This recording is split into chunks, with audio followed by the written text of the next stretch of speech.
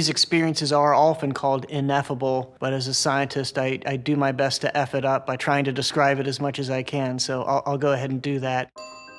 Our society has been in a mental health crisis, and it's been stagnating. A large portion of people treated with traditional antidepressants don't see benefit. Psychedelics are the only drug class that I know of where you have not just one or two, but lots of stories of people saying they took this thing one time and they say it had this profound impact on the course of their entire life. They really exploded on the scene in the 1960s and were associated with some really radical changes to society that really scared a lot of people. I think now society is more ready to kind of accept these compounds and the whole picture of them. I'm Matt Johnson. I'm a professor of psychiatry at Johns Hopkins. I study drugs, principally psychedelics. It's hard to imagine a more interdisciplinary topic in the realm of drugs than psychedelics. They've apparently been used for time immemorial throughout many different cultures on the planet. Kary Mullis won the Nobel Prize inventing PCR, which revolutionized biology. He said he wouldn't have been able to do that had he not had experience in taking psychedelics. You move into the arts and then, who hasn't heard of musicians and other artists claiming that psychedelics had a profound impact on their creativity? There's the Beatles before LSD, and then there's the Beatles after LSD. That's a big shift. The initial big wave of that scientific interest for psychedelics was in the 1950s. So this was about a decade after Albert Hofmann had first discovered the psychoactive properties of LSD. There was a group in Maryland called the Spring Grove Group, a lot of early research there, particularly with cancer patients. But I would say one of the most important groups in the history of this work was led by Abram Halfer and Humphrey Osmond in Saskatchewan, Canada. They were really the first group that I would say developed what we now call psychedelic therapy. There was this growing appreciation of some of the risks and the safeguards needed to minimize those risks, but not every investigator was aware of this. There was some unethical research, some wild research. There was controversy surrounding Timothy Leary, especially after he was fired from Harvard. Turn on, tune in, and drop out.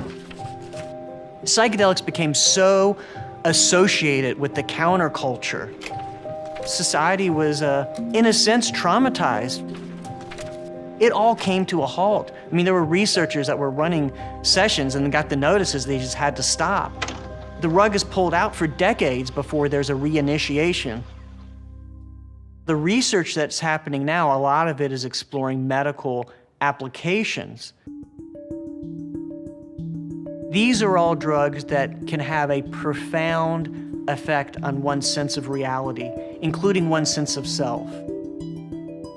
I think kind of the only bet you can make is that if you have the dose high enough, something really interesting is going to happen. You might find yourself in your mind's eye, soaring in the heavens, the secrets of the universe seemingly revealed to you. On the other hand, 5 seconds later, it might collapse into what folks call a bad trip, where one could feel like they're gonna die. It's sort of this massive shakeup in one's experience of reality. I'm floored when people with really substantial life experience will say things like, this was the most meaningful experience of their life. Compared to the intensity of the subjective effects, it's remarkable how little impact these substances have on physiology. Your heart rate, your blood pressure, everything has its risk, to be clear. But compared to other drug classes, psychedelics are really robustly safe at the physiological level. My therapeutic research with psychedelics has primarily used psilocybin, which is the agent in magic mushrooms. The dose we now give to patients is anywhere from 30 milligrams to 40 milligrams, which Terence McKenna, who's the famous psychedelic bard, would refer to repeatedly as the heroic dose. If a microdose is over here and a recreational dose is over here, we're way over here. When someone comes in for the day of their psychedelic session, they've already spent several hours with us on previous days preparing for the experience, developing that rapport. We know that all drugs are in part shaped by the context in which they're given, but for the psychedelic substances, that's particularly more so. So when you provide it in more of a warm, welcoming situation, you tend to get more meaningful reactions to the substance. When the experience unfolds, the person is going to lay down, wear eye shades and headphones through which music is played. So the idea is kind of get out of your normal, everyday, discursive, analyzing intellect. We really just encourage them to trust, let go, and be open. Trust the overall process. Going into this type of treatment is not easy at all. Trust yourself that you're robust. You're going to get through this experience. Let go. What does let go mean? Let go means whatever your preconceived notions of what this experience might be or what experience you should have, don't let that get in the way for the experience that you will have. Don't try to control it.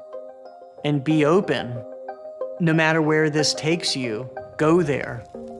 Whatever the experience is, take the orientation of, this is what I need to deal with. The range of experiences are just so broad. You can swing from a terrifying experience to this beatific, sort of like most amazing experience of your life. Some people could feel like they've reached the end of reality, this kind of plane of existence. Others say that they can feel the suffering across the entire planet, sort of having this sort of experience of universal empathy. It's all welcomed. The laughter, the tears, everything in between. That's exactly what this process is for. So the integration phase is where we're discussing the experience with them, and the themes that come up are so varied. One of the aspects you could call revealed truth.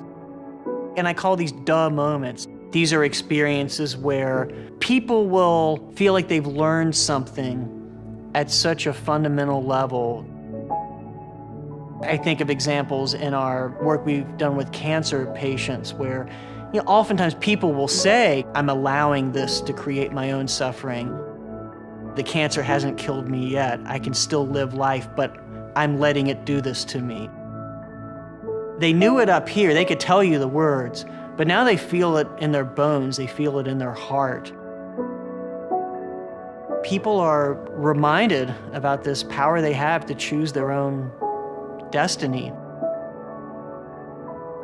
Some people come out of these sessions as participants and say that, 1 6-hour experience with psilocybin is like 1,000 hours of therapy.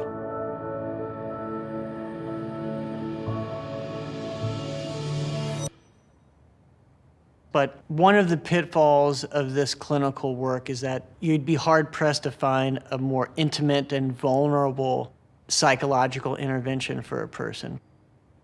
That's just a situation that is ripe for abuses if we don't have the right safeguards. Because of that vulnerability, because of the incredible gravity of these sessions, we need to even more tenaciously cling to clinical boundaries. We need to limit the use of therapeutic touch. A subtler form of abuse is just filling in the blanks for people. I call it the guru complex. People often confront big picture questions. What is the meaning of life? Does God exist? What's the big picture of everything that's going on? What am I? On those metaphysical questions, we really have to be silent. In the biggest picture, aside from psychedelics' ability to treat one disorder or another, I think they're just poised to really help us to understand the nature of psychiatric disorders. What commonalities do they have with each other that are somehow being addressed by psychedelic treatment? I kind of think of all of these disorders as different forms of addiction. So whether it's to a substance like tobacco or alcohol, cocaine, or a way of thinking about yourself, it's this narrowed mental and behavioral repertoire. Reality used to be like this, and now your reality is like this. And psychedelics, when done well, in the right setting, had the ability to just blow people out of that narrowed story. It holds a lot of promise in helping us figure out what it takes for the human being to be mentally healthy. Get smarter, faster with videos from the world's biggest thinkers. To learn even more from the world's biggest thinkers, get Big Think Plus for your business.